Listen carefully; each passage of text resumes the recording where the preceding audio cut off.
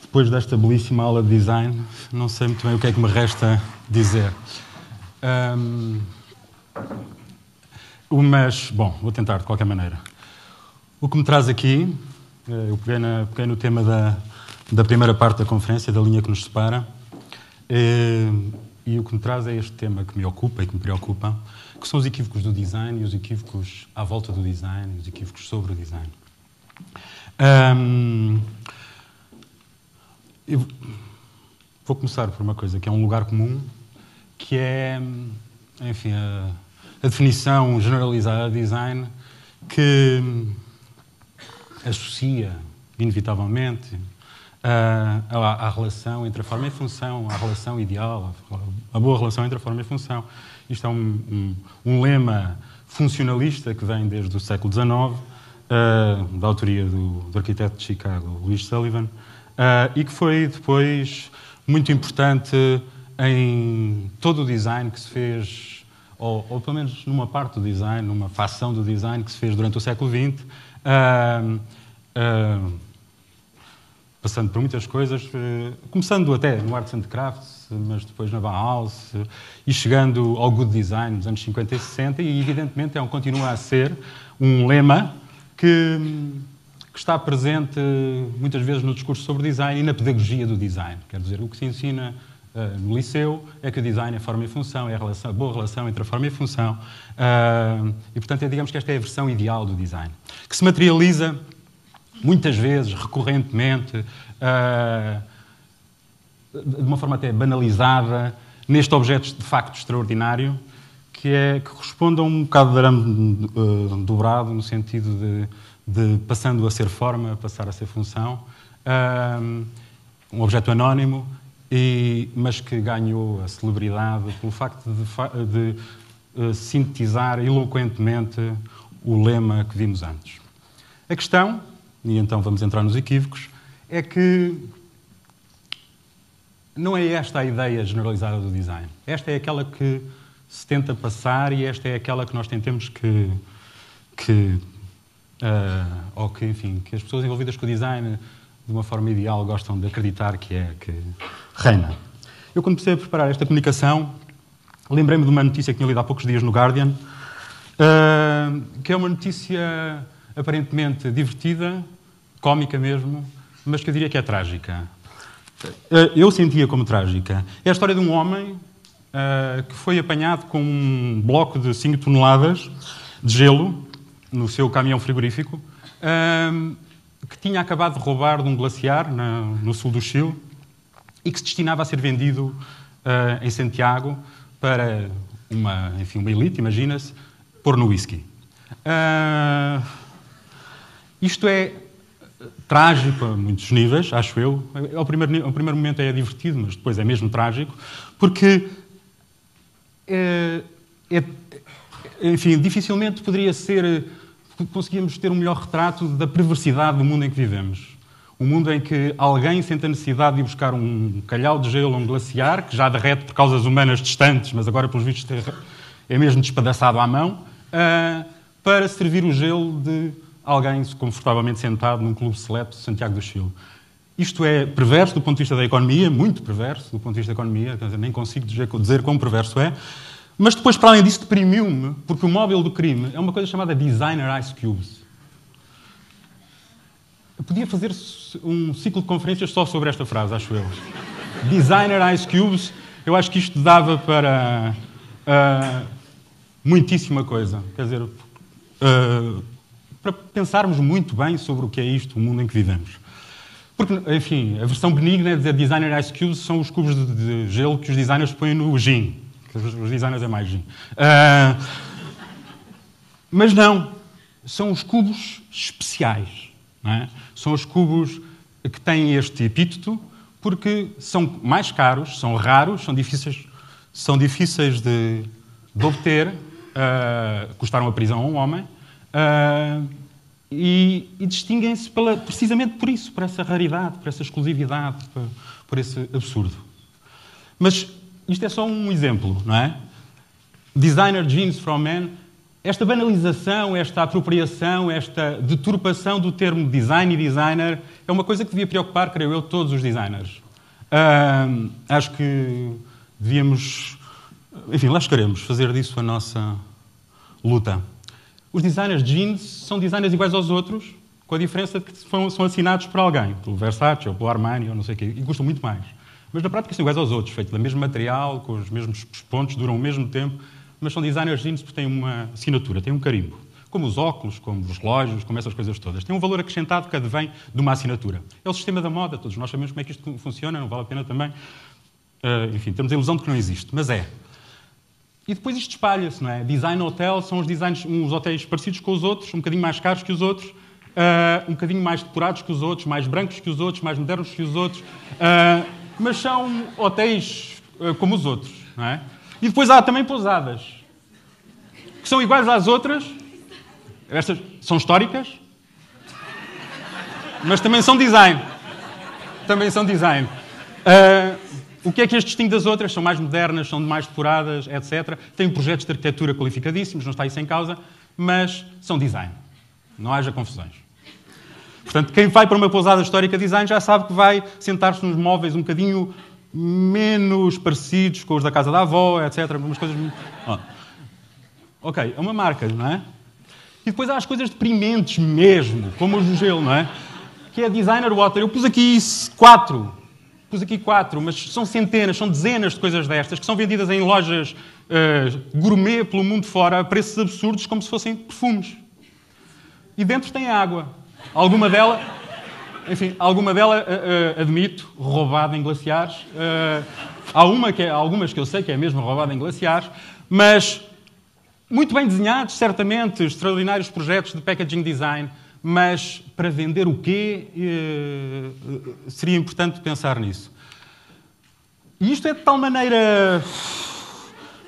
esta coisa do design, que alguém otimista, a certa altura, disse que o século XXI seria o século do design, mas pensando que certamente noutra coisa, não nisto. E, de facto, está a ser o século do design pelas piores razões. Designer babies... quer dizer outra coisa, quer dizer o design aqui como fator de transformação e, portanto, fator de manipulação do projeto, neste caso, uma criança, não é? Que pode ser mais loira, pode ser do sexo feminino, etc., pode ser um atleta. Enfim, estamos a falar, com certeza, de genetic design e de outros tipos de domínios desse tipo, mas a verdade é que sim. Portanto, o design começa aqui, e depois este bebê nascerá e quando começar a entrar em decadência pode sempre transformar o seu corpo num designer body. É uma coisa que e sabemos como é que isso pode ser feito, de meios mais naturais ou menos naturais, com mais ou menos manipulação. E depois, quando finalmente o corpo der as últimas, pode sempre enterrá-lo num caixão design. Eu não sabia que isto existia, fui à procura para isto. Eu procurei todas as coisas, existem todas as coisas. Façam a experiência, cheguem a casa. Bordéis design. Me encontram. Procurem o que quiserem, que encontram.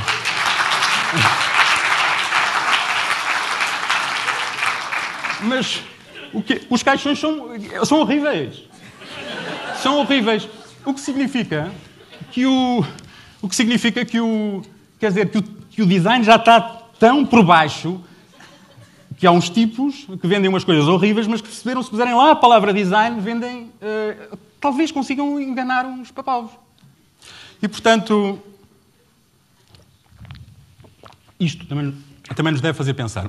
Os outros modelos eram mais giros, mas eu queria apanhar a frase designer coffees, portanto, tive que fazer o print screen daqui. Eu fiz depois outra coisa, não é? Fui à procura disto e depois fiz esta coisa que é um truque fácil, não é? E demagógico e não sei o quê. Mas pronto, fui confrontar o design com aquelas grandes preocupações do homem, não é?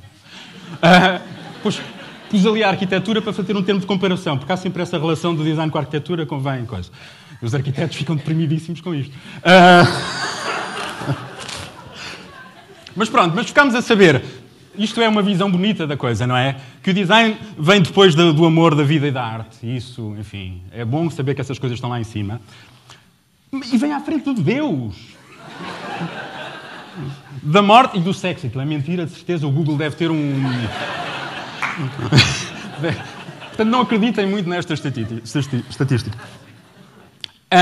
Evidentemente que isto é muito pouco científico, porque isto de design aparece tantas vezes, porque o design é uma palavra que na língua inglesa tem imensas valências semânticas e, portanto, isto é uma frase do professor John Heskett, que escreveu esta frase precisamente para demonstrar como a palavra pode ter estes valores todos, uma vez ser substantivo, outras vezes ser adjetivo, etc.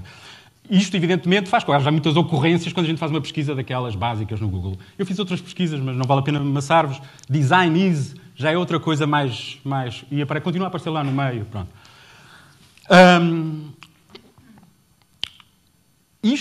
Esta confusão vem de muito longe. Quer dizer, o Henry Cole, um dos responsáveis pela exposição de 1851, de Londres, já tinha percebido isto, que já havia este entendimento duplo do que era o design como utilidade e o design como ornamentação. E percebia que havia estas duas coisas e que estas coisas não eram sempre compatíveis. E, aliás, quer dizer, estes homens no século XIX andaram, e os do século XX, enfim, por aí fora, andaram sempre a tentar resolver este problema complicado. E, portanto, o que se passa é que, para o senso comum, o objeto que se identifica como um objeto de design é aquele, não é? Que é um objeto exclusivo, um objeto caro, um objeto aparentemente moderno e simples. Portanto, isso também é importante. E, portanto, é aquele que é o objeto de design. Eu encontrei aquilo num site de Design Jewels e apareceram-me aquelas coisas. Pronto, não faço ideia quem é o autor, provavelmente ninguém sabe quem é o autor, não é? E este objeto, que é um objeto extraordinário, um objeto absolutamente genial, que faz parte da coleção permanente do MoMA, dificilmente seria identificado pelas pessoas como um objeto de design. E este sim é um objeto extraordinário, não é? Aquele, enfim, é um anel como outros. E nós temos culpas nisso. Eu estava a dizer que os designers têm culpas nisso e os poderes que teriam alguma capacidade de mudar isto têm culpas nisto. Isto é uma fotografia do Museu de Design e da Moda, em Lisboa. Enfim, a associação só por si já levanta questões. Mas, enfim, é um museu que foi constituído a partir do espólio de duas coleções, tem essa limitação, compreende-se, etc. Mas aquilo que me preocupa não é essa relação do design com a moda. O que me preocupa é aquilo que está no museu. Ainda que haja essa limitação do espólio. Mas o espólio era o mais fácil. O espólio eram os objetos caros. O que faltam lá são os outros. Como é que num design da moda não está lá umas calças 501? É um clássico do design, como está ali demonstrado naquela evolução publicitária da Levi's. Como é que não estão lá tupperwares? Como é que não estão lá bimbis? Onde é que estão esses objetos? Os objetos que as pessoas conhecem. Qual é que é o problema disto? O problema disto é que uma pessoa vai ao museu de design e aquilo são tudo coisas que ela nunca viu. Que não sabe, que não tem dinheiro para comprar. Jamais terá dinheiro para comprar. E, portanto, aquilo são tudo objetos estranhos. Ou seja, não há relação nenhuma de quem vai ao museu de design com aquelas peças. Enquanto se houver no museu de design as peças que lá devem estar, o rolamento e a bic e não sei o quê, aqueles clássicos todos, e o clipe, etc., ao lado das outras, porque as outras são clássicos de design, não é isso que está em causa, tornar-se-á mais claro para as pessoas o que é o design e o que o design pode ser na vida delas e o que é que o design é diariamente na vida delas. E, portanto, o museu, como o MUD, tem um papel a cumprir.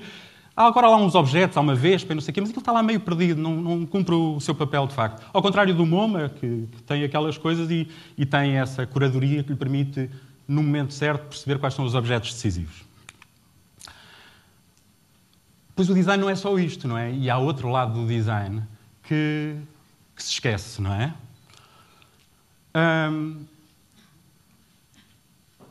Isto é uma necessidade e aquilo é uma resposta.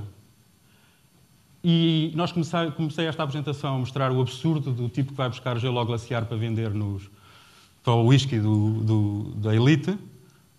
E estas pessoas estão a resolver um problema concreto, que é de ir buscar água a quilómetros de distância. Isto é um problema concreto, não é? E aquela água não é certamente designer water, não é? Provavelmente é má água mesmo. É muito provavelmente má água, mas é a água que existe. E, portanto, este papel do design não se relaciona com o outro. Onde é que isto se relaciona com o Museu de Design? Como é que as pessoas conseguem estabelecer esta relação? Ou este objeto extraordinário de um jovem designer afegão, ganhou um prémio agora de design, que fez este objeto para destruir minas antipessoais. Com certeza também fruto da sua própria vivência pessoal. Como é que se relaciona isto com as outras coisas? É isto que faz falta resolver. O problema então é isto. É que de um lado temos o design como nós, os designers, aqueles que percebemos o design, que gostamos do design, o vemos, que é assim. E do outro lado temos a forma como as pessoas o veem, que é não é uma nuance, é o oposto absoluto. Não é? Nós vemos-lo como indispensável, os outros veem-lo como dispensável. É essa a linha que nos separa. Ainda não acabei. Pronto. E agora resolvi ser um bocadinho cruel e trazer-nos até aqui, neste sítio onde estamos. Portugal, 2012. Crise profunda. Das últimas eleições legislativas eu dei-me ao trabalho, enfim, o trabalho não foi um trabalho até prazeroso, foi de procurar a palavra design nos programas dos partidos. Não que isso fosse decisivo para eu decidir, mas...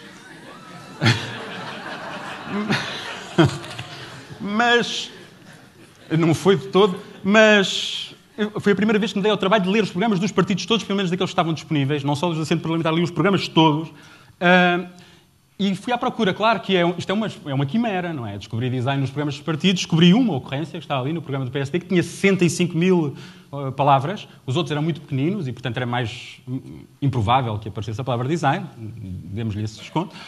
E depois fiz a comparação com outras palavras que andam normalmente associadas ao design e aparecem mais vezes, etc. Não temos muito tempo agora para analisar isto, mas a única ocorrência é este parágrafo no programa do PSD, que é uma coisa...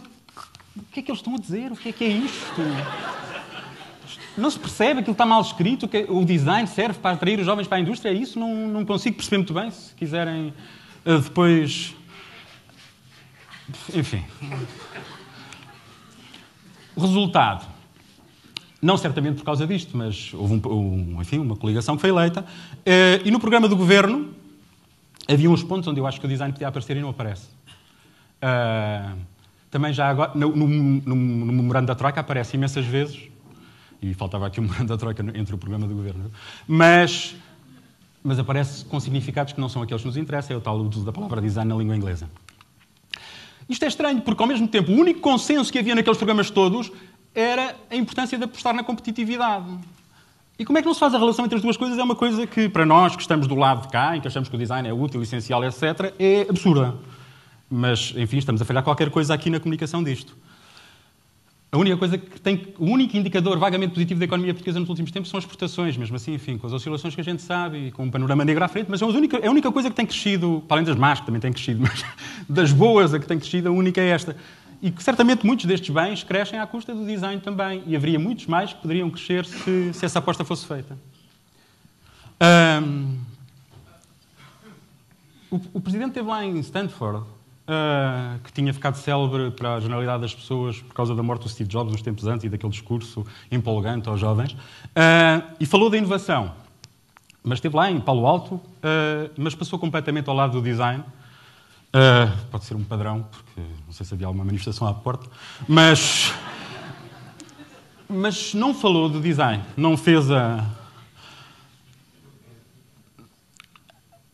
E ao mesmo tempo, como é que os políticos, que há coisas que percebem isto, não é? Não conseguem fazer esta relação entre duas coisas. Uma empresa que esteve pelas ruas da amargura, que foi condenada, etc., renasceu à custa do design. Era a empresa do design, era assim um bocado desdenhada como a empresa do design. Continua a ser a empresa do design, mas vejam lá onde ela está, não é? Tem tanto dinheiro em caixa como aquele que Portugal perdeu emprestado à Troika. Quase. Mas provavelmente hoje já é, não é? Isto também se percebe, os políticos também percebem bem isto, não é? Estas coisas. E, portanto, usemos os argumentos, se calhar, enfim, porque o poder político é importante. Não precisamos explicar o design às pessoas, mas também precisamos, entre as pessoas estão os políticos têm algum poder de decisão na sua utilização e em transportar o design para benefício da economia e, em última análise, para benefício da sociedade. E, portanto, temos que lhes explicar que não é só forma, que não é só verniz, como dizia o Steve Jobs. Temos que lhes explicar que é essencial.